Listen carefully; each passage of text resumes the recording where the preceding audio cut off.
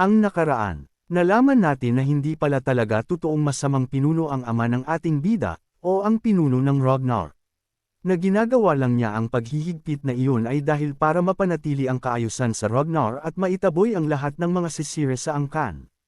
Nalaman rin natin na ang kasalukuyang pinuno ng Ragnar ay naabot na rin ang lakas na hindi na normal sa isang tao o sa isang Ragnar, na ito ngayon ay may divine power na rin, katulad nila Sigurd, na kailangan ng pamaron sa lugar kung saan kinakalaban ang mga outer gods o mga nilalang na gustong sirain ang mundo.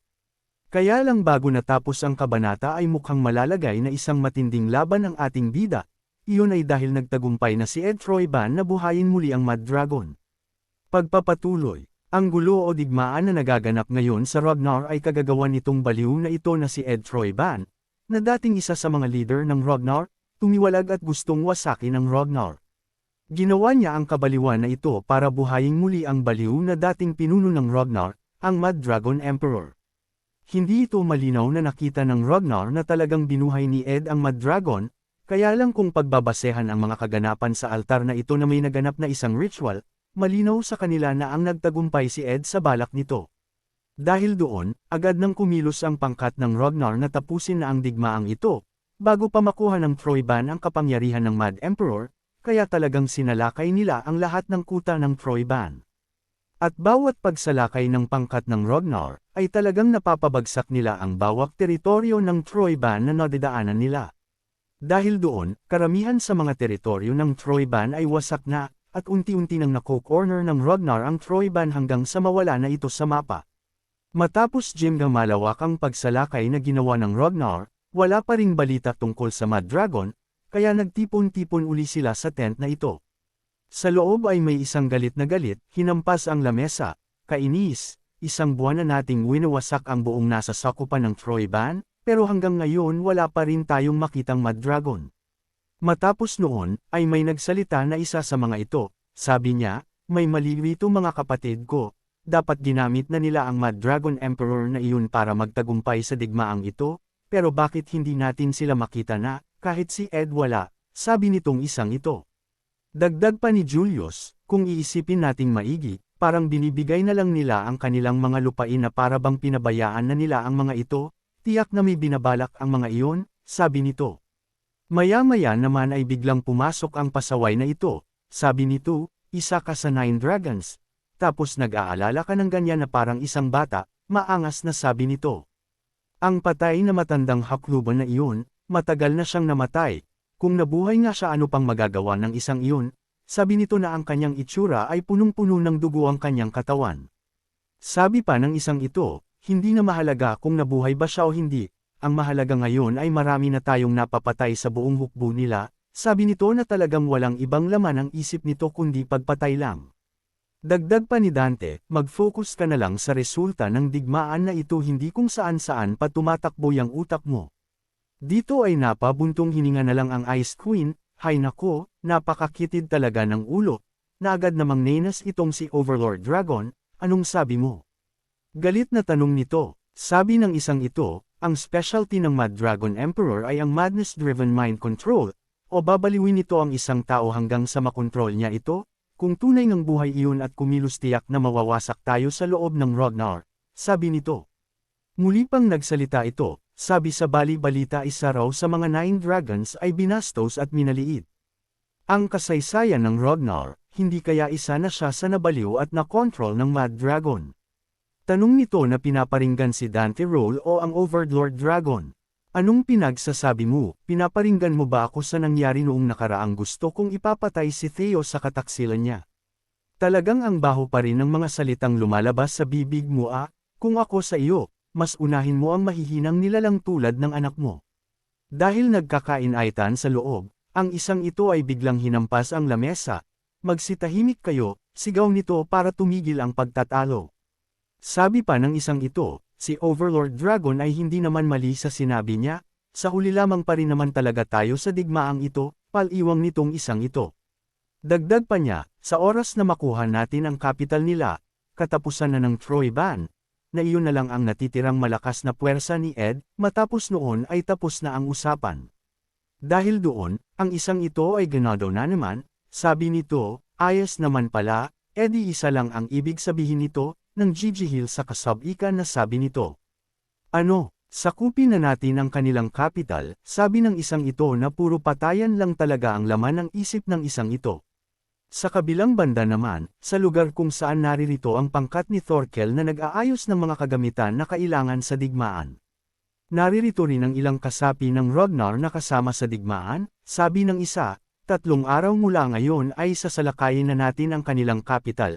Ang digmaan natin laban sa Troyban ay malapit nang matapos, sabi naman ng babaeng may salamin, yun nga, sana nga lang matapos na, sabi nito na napabuntong hininga pa.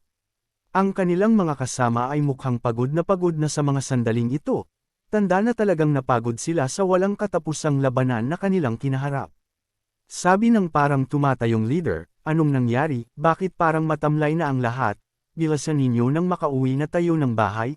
Erin, kailangan ka namin sa kakaiba mong dress na iyon para sa victory ceremony. Anong sabi mo, kakaiba? Gawa iyon ni mama para sa akin. Sabi nito na biglang nagalit ang babaeng nakasalamin. Dahil roon, agad na pinagpawisan ng malamig ang isang ito, ganun ba, kaya naman pala ang ganda ng dress mo na iyon, sabi nito, di ba ang sabi mo wordo ang damit niya, sabi naman ng isa sa likuran, sinungaling ka, burwan ng mga ito sa isa't isa. At nagkulitan na nga ang mga ito, tanda na sa kabila ng mga digmaan at kaguluhan, nananatili pa rin sa Ragnar ang kaayusan, pagkakaisa at turingan bilang pamilya, bagay na nagpapasaya ka Theo. Kaya lang kahit na kalmado ang lahat, hindi pa rin maalis kay Theo ang katotohanan na may mali sa nangyayari, sabi nito, totoo na hawak kamay na namin ang tagumpay, pero parang napakadali lang natapos ng lahat, pagdududa nito. Sabi pa ni Theo ang nakatingin sa gitna, ang digmaan na ito ay halos 5 taon rin na natili sa nakaraang buhay ko, bakit iba na ngayon? Dahil ba sa masyadong maaga nagaganap ang lahat, o hindi pa talaga malakas ang hukbo ni Ed Troyban? Pero hindi talaga, kung bakit binuhay ni Ed Troyban ang Mad Dragon Emperor. Tanong nito na gulong-gulo sa mga plano ng kayang kalaban.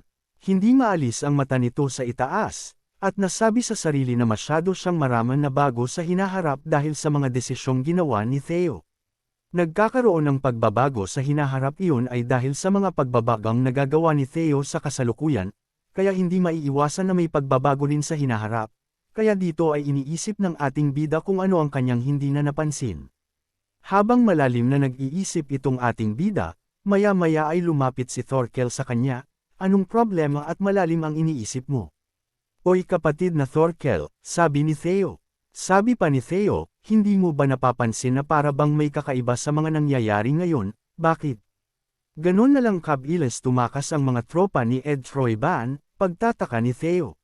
Dito naman ay seryosong tumingin ito kay Theo, ano? Nag-aalala ka sa mga kalaban hindi ba isa kang traidor kapatid? Tanong ng isang ito sa ating bida. At sabay tawa nito, hahaha. Nagbibiro lang ako kapatid, kilalang kilala kita height kaysa sa iba. Kaya wag kang mag-alala, salamat sa lahat kuya, sabi naman nitong si Theo. Huwag mo nang sabihin iyan, at huwag ka naring mag-alala ng sobra-sobra sa digmaang ito, payo nitong si Thorkel sa kanyang kapatid na si Theo.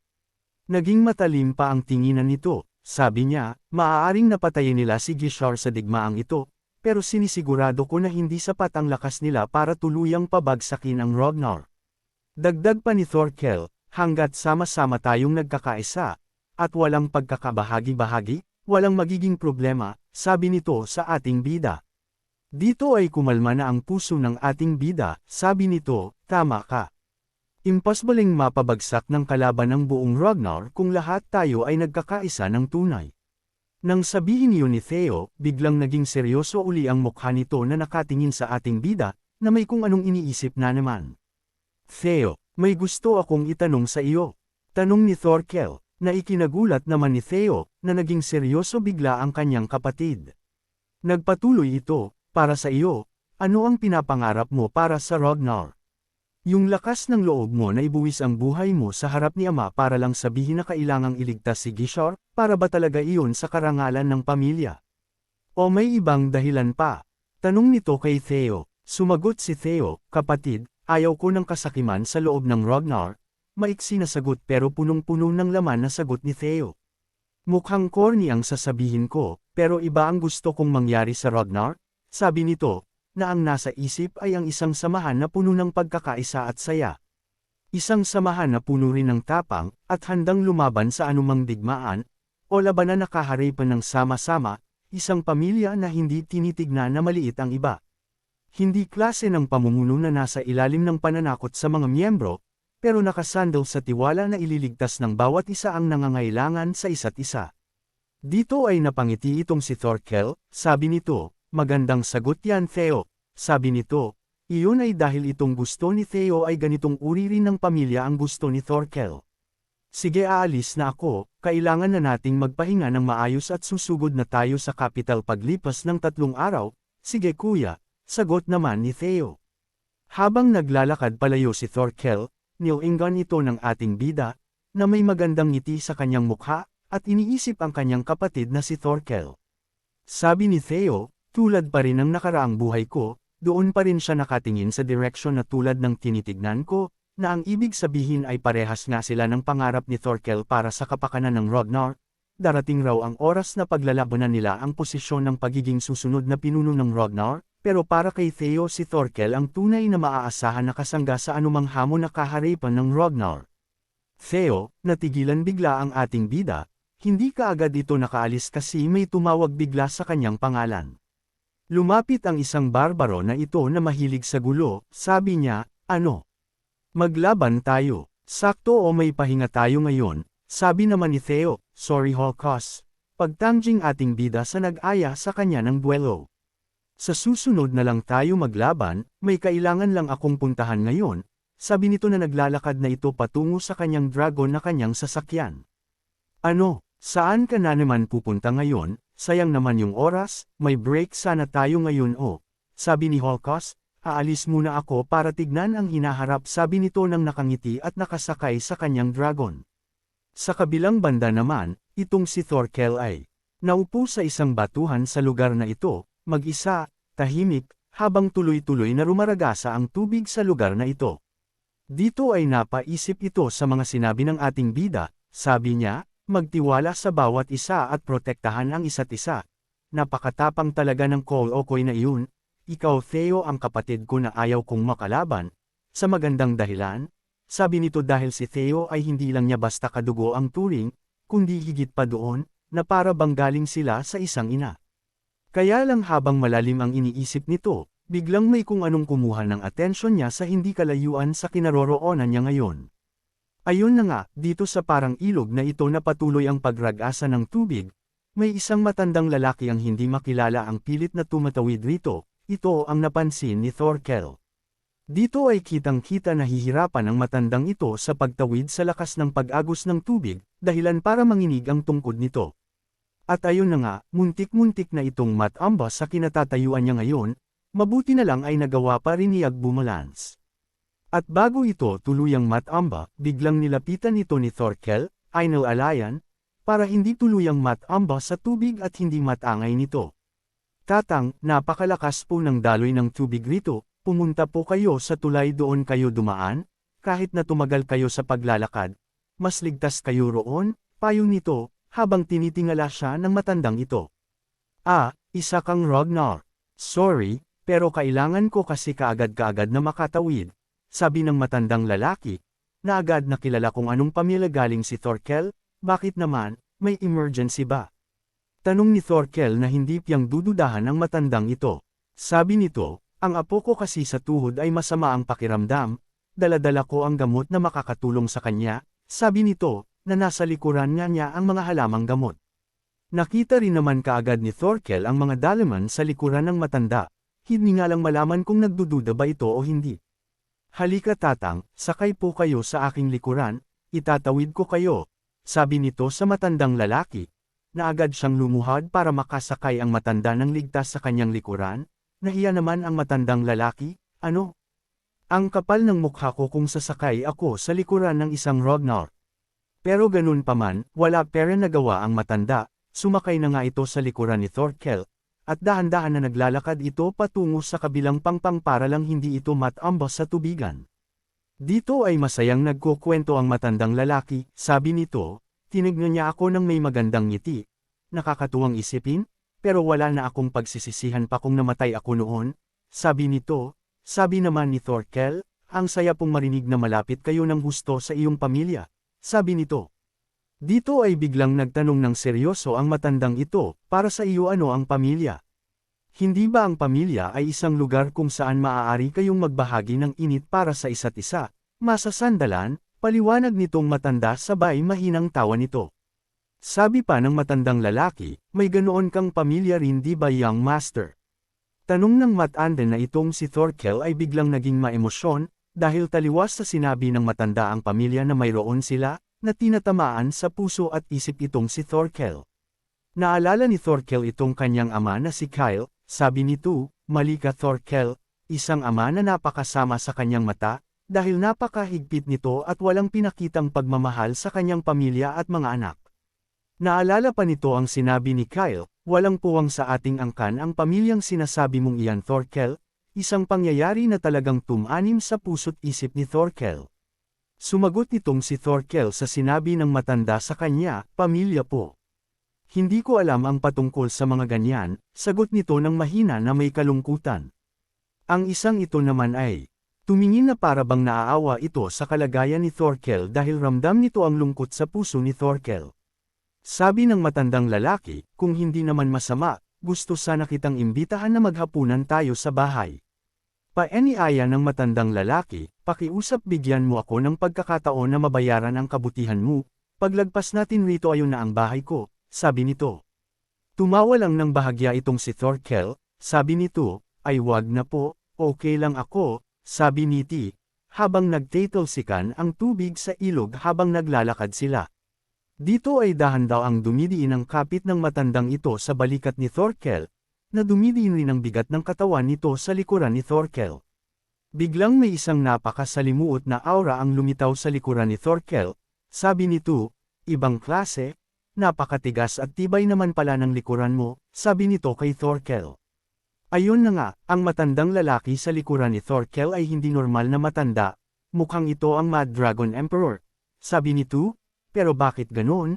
Matigas nga ang likod mo, pero bakit puro hangin na malalamig ang naririnig ko mula rito? Sabi nito, na agad nagulat si Thorkel dahil biglang bumigat ang matanda. Muli pang nagsalita ang isang ito, paanong ang isang tao na napakabuti na tulad mo ay nagawang tiisin ang nakakalungkot at malamig na lugar na pamilyang tinutukoy mo? May ibang tao na ang tawag dyan ay laro-laro lang, pero para masabi na tayo ay makatao kailangan ng maligamgam na puso, na itong si Thorkel ay mukhang unti-unti nang nahuhulog sa mind control nitong Mad Dragon. Dahil doon, tuwang-tuwa na ang isang ito, dahil unti-unti na niyang napapasakamay ang isa sa malalakas na mandirigma ng Ragnar, si Thorkel, ang tagapagmana na walang kasamaan sa puso, walang kasakiman na tulad ni Theo. Hindi na nakahakbang pa itong si Thorkel, at isang malademonyong ngiti ang pinakawala ng matandang lalaki na nasa likuran ni Thorkel. Sabi nito, halika na. Sumama ka na sa akin, sabi nito, na sa ilalim ng tubig ay pinakita ng malinaw kung anong uri ng pagkatao ang matandang lalaki, na ito nga talaga ang Mad Dragon Emperor. Tuluyan na kayang na brainwash si Thorkel, magiging kalaban kaya ito ng ating bida, mapapatay kaya ito ni Theo. Abangan, kung nagustuhan po ninyo ang aking recap, huwag sana ninyong kalimutan ang mag-like o mag-comment, maraming salamat.